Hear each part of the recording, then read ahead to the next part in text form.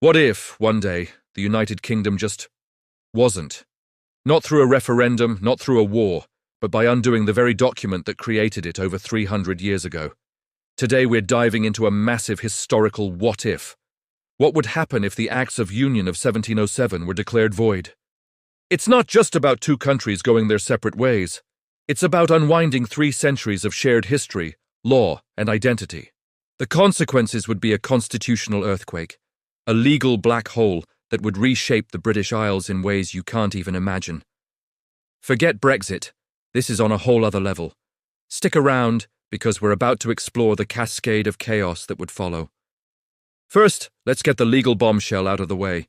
The Acts of Union themselves contain the seed of their own undoing. Article 25 of the Treaty of Union is a crucial clause. It states that any laws in either England or Scotland that contradict the terms of the Union would become void after the Union was formed. Now, if you flip that logic, what happens if you void the Union itself? The implication is mind-blowing. All the laws and statutes passed by the Unified Parliament of Great Britain since 1707 could be considered invalid. And even more bizarrely, all the pre-1707 laws that the Union made obsolete would suddenly snap back into existence. It's like hitting a giant reset button on 300 years of legal history. This isn't just about repealing a law, it's about creating a legal vacuum where centuries of legislation simply disappear and ancient laws come roaring back to life.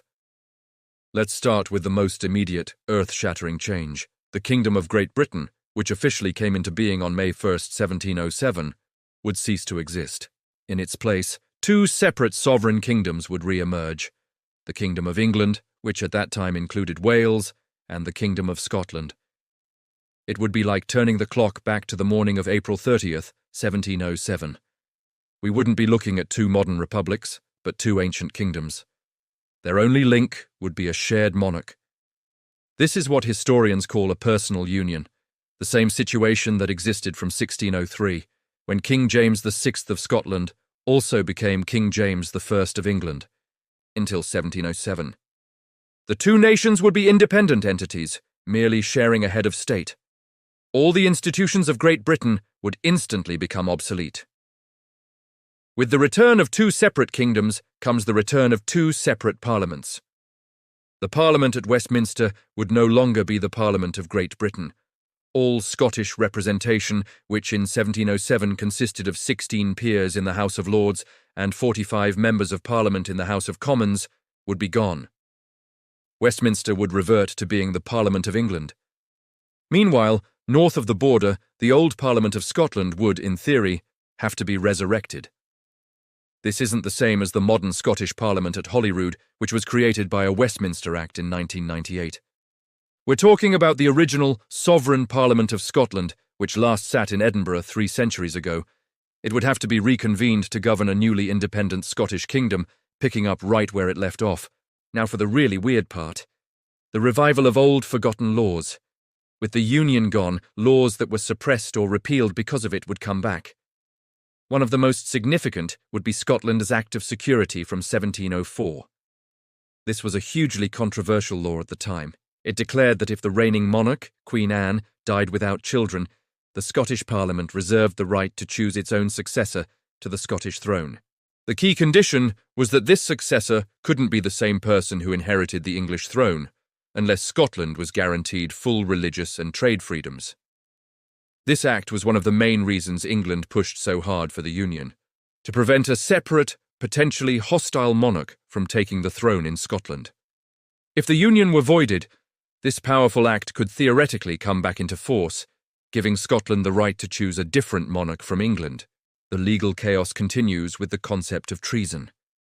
Before the Union, England and Scotland had their own separate laws defining what constituted treason against the king or the state. The Union aimed to standardise this. In 1708, just after the Union, the British Parliament passed the Treason Act, which essentially imposed the English law of treason onto Scotland, abolishing the old Scottish definitions. If the Union were voided, the 1708 Treason Act, as a post-Union law, would become null and void in Scotland. This means Scotland's pre-1707 treason laws, whatever they were, would suddenly be the law of the land again. lawyers and historians would have to scramble to figure out what was considered treason in the early 18th century. It highlights just how deeply the two legal systems were merged and how messy their separation would be. Of course, it wasn't just Scottish law that changed.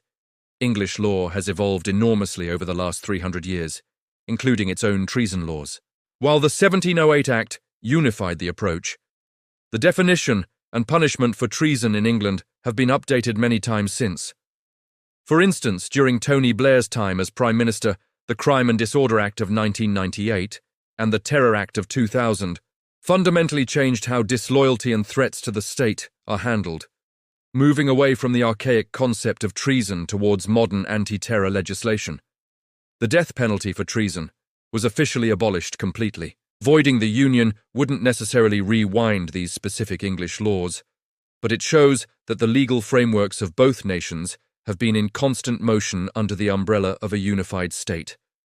Untangling them would be a nightmare.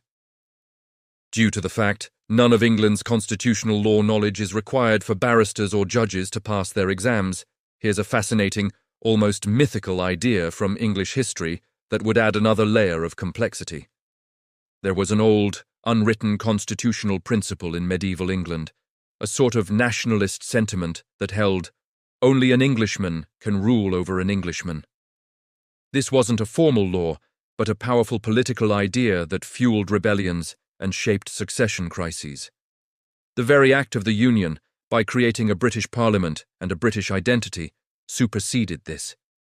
It established that Scots, and later the Irish, could participate in governing England as well as Muslims or people of any religion. If you void the Union and revert to a purely English Parliament and kingdom, does this old, deeply rooted idea resurface?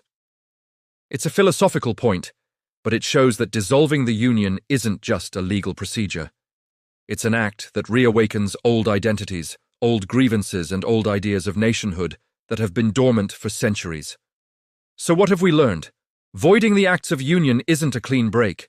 It's a plunge into a historical and legal rabbit hole. It would dissolve the very foundation of the modern state, resurrecting old kingdoms, parliaments, and laws that have been consigned to the history books for over 300 years.